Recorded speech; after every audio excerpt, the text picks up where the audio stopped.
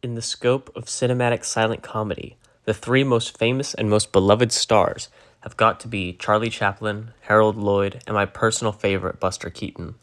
While all three are hilarious and brilliant in their own rights, few have propelled comedy and cinema as far as Keaton. He's renowned for his inventive stunt work and slapstick, and his use of complex storytelling with relatively little dialogue, and his innovations in comedy. His films are just as funny and entertaining today as they were 100 years ago, and they continue to inspire filmmakers young and old through their charm and wit. Originally named Joseph Frank Keaton, Buster Keaton was born in Pequot, Kansas, to Joe and Myra Keaton. His parents were poor vaudeville performers who were too poor to even afford living in a hotel, so they often had to live in tents. Little did they know the fabulous fame and wealth that their son would garner later in his life. Keaton was prone to accidents and disaster at a young age, yet after almost all of these incidents he turned out fine, a herald of his future career. There's one instance, a story, of how when he was 8 months old he tumbled down a flight of stairs and was somehow unhurt. George Party, a member of his parents' vaudeville troupe, made the comment, "Gee whiz, he's a regular Buster," which his father began calling him, and from there the name stuck. The story was further embellished by Keaton, who attributed the incident to Harry Houdini, who was a friend of his parents, but who they didn't actually know until after the incident, possibly making the story the product of the Hollywood star machine, similar to how it is in the film A Star is Born. He acted in his first film, The Butcher Boy, in 1917, directed by Roscoe "Fatty" Arbuckle. Buster got second billing on the film, and in his next film, The Rough House, Keaton co-directed and co-wrote alongside Arbuckle. From there, Keaton became something of a breakout sensation. Buster Keaton and Roscoe "Fatty" Arbuckle would star together in many films from 1917 until 1920, wherein Keaton often outshone his co-star, becoming one of Hollywood's earliest male heartthrobs.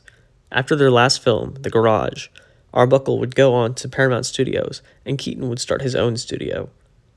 These two men would never star in films again together, as Arbuckle, caught in one of Hollywood's earliest scandals, was accused of sexual assault and manslaughter in 1921, grinding his career to a complete halt. These early films of Keaton's career are particularly interesting to watch, as it's prior to his persona of the stone face, and he was often seen laughing and smiling, which would become altogether rare in his later career. Keaton's first film without Arbuckle, titled 1 Week, was a huge success, both financially and critically. Hailed by reporters at the time as a comedy sensation of the year, Keaton had truly struck it big, and at this point his career was only really getting started. It was at this point that Buster Keaton truly came into his own in his career, both in his directorial voice as a filmmaker and in his comedic skills in his deadpan humor. In most of these short films, Buster plays the same character, namely himself, as he narrowly avoids disaster and gets into ridiculous situations and hijinks, staying stone-faced all the while, hence his nickname, the Great Stoneface. It's for this style of humor that Keaton's most well-renowned for. We see the legacy of Keaton's deadpan in the work of modern filmmakers such as Wes Anderson, who shows characters in absurd situations, and all the while maintaining straight faces, never acknowledging their humorous or ridiculous circumstances. Pourquoi vouloir la tuer? That's an endangered species at most. What would be the scientific purpose of killing it? Revenge.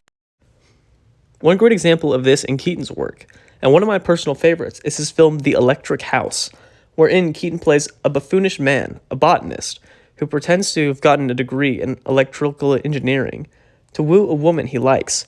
Needless to say, hilarity ensues, and all sorts of things start to go wrong in the house.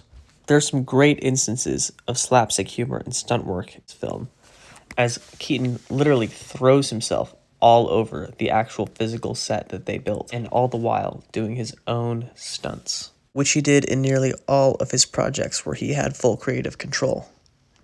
Keaton did some of the boldest, some would even say most foolish stunts of his time. He even famously broke his own neck during the filming of Sherlock Jr. in the infamous water tower scene. Most of Keaton's work in this period was short films around 20 minutes, revolving around simple stories jam-packed with slapstick and deadpan humor, which was heavily differentiated him from many other silent film stars who relied on over-the-top performances reminiscent of theater. But despite his prolific career in creating short films, some of his best work was done in his feature-length films, many of which he directed himself. These films truly elevated Buster's career and took his filmography to the next level. For instance, in his film The General, he derailed an actual train for the sake of the film, making it one of the most technically impressive films for its time. These films and the stories therein were more complicated and more impressive than his career in shorts, and truly made Buster a Hollywood legend. Orson Welles of Citizen Kane fame once called Keaton's epic, The General, perhaps the greatest film ever made. And aside from the already innovative deadpan, ingenious stunts, and relatively more complex stories, Keaton's features were pioneers in the comedic subgenre of the spoof. While the spoof had already been around since 1905, Keaton further complicated it with his first feature-length film, which he both starred and directed in. It was the film 3 Ages, in which we follow love stories throughout 3 different periods in history, namely the Stone Age, the period in ancient Rome, and the modern age, which was the 1920s at the time. The film was a parody of D.W. Griffith's film Intolerance, and served not only as Buster's foray into feature-length cinema, but also as a major step forward in the creation of spoof films and a major inspiration for later spoof filmmakers, such as Mel Brooks. Keaton also experimented heavily with the idea of meta-cinema, or a film within a film. This is seen often in many of his works, such as the films The Frozen North and one of his most famous films, Sherlock Jr. However, all good things must come to an end. Keaton enjoyed success for about 9 years until he signed a contract over to MGM in 1928. By this point, Buster's old style of silent deadpan humor was on its way out, as the talkie had arrived a year earlier in 1927 with the film The Jazz Singer. Deadpan style just didn't work quite as well in sound as it did in silent cinema. Thus, Keaton, much like many silent film stars, was resigned to relative obscurity and smaller guest roles in films. Keaton always had marital drama and drinking problems, but it wasn't until this period in time when Keaton truly hit rock bottom. His wife divorced him and alcoholism practically ruined his life, until things got worse in 1933 when he got fired from MGM Studios, and it looked like everything was truly over for the once former film star. For a while, Keaton stayed completely out of the limelight, resigned to his own personal demons, even staying in a sanitarium for a small bout of time in 1934. It wasn't until 1937 when Keaton returned to the industry as an MGM gag writer, earning a significant less portion in his salary than he used to. Keaton only regained a sense of fame later on in life, through small television roles and cameos in larger pictures, such as in Billy Wilder's Sunset Boulevard, in which Keaton plays one of the friends of Gloria Swanson's character, Norma Desmond, a consigned former silent film star herself. Keaton even received an honorary Oscar in 1960 for having made at least half a dozen films, which will play as long as films are shown, and for sometimes having raised laughter to the high status of high poetry. We remember Keaton's films today for their inventive stunt work and slapstick comedy, which felt real then and feels real even now, and for their inventive storytelling, for his deadpan humor, and him being known as the Great Stoneface.